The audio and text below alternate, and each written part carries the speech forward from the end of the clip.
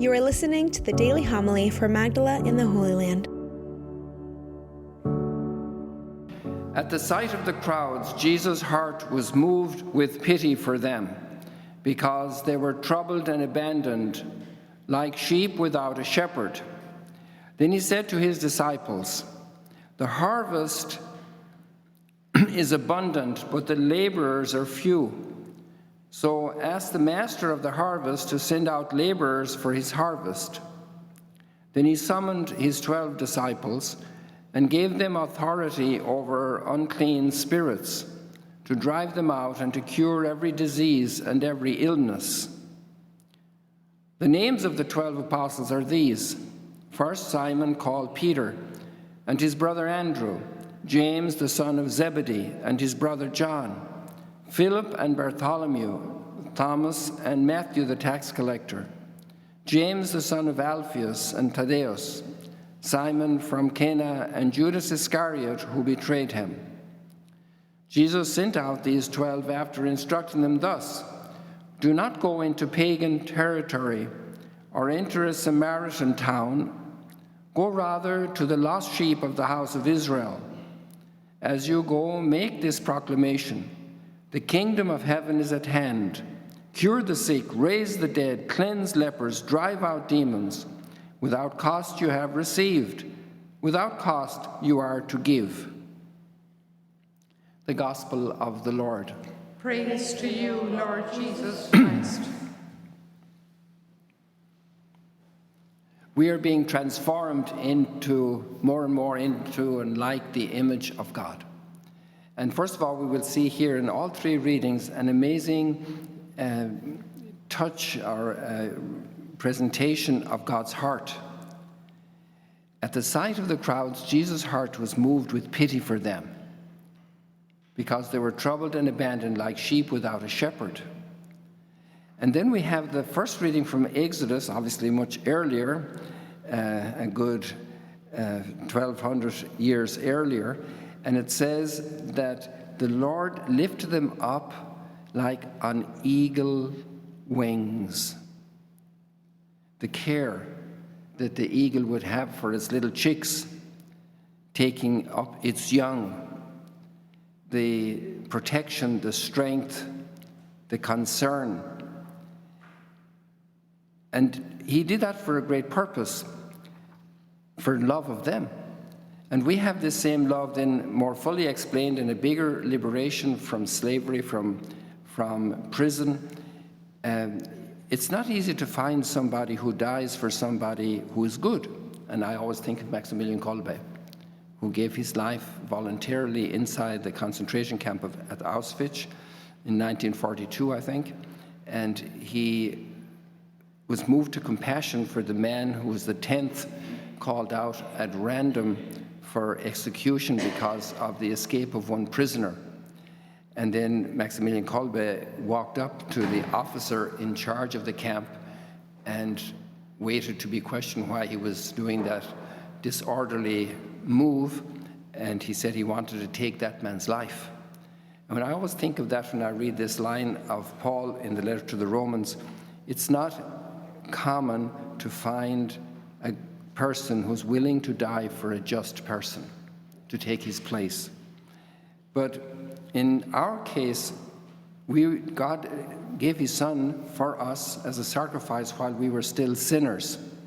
It's an extraordinary level of love to be so generous to somebody who has been unfaithful, who has broken the covenant, who has not responded to God, that God would go, and that's what we celebrate here in the Mass, this extraordinary love of God.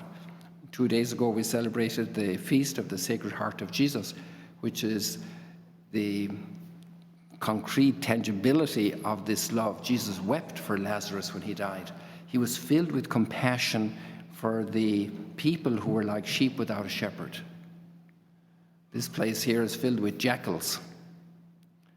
And we have to be careful about jackals. There was a report about some people being bitten by a jackal recently here, 3 days ago here at the Sea of Galilee.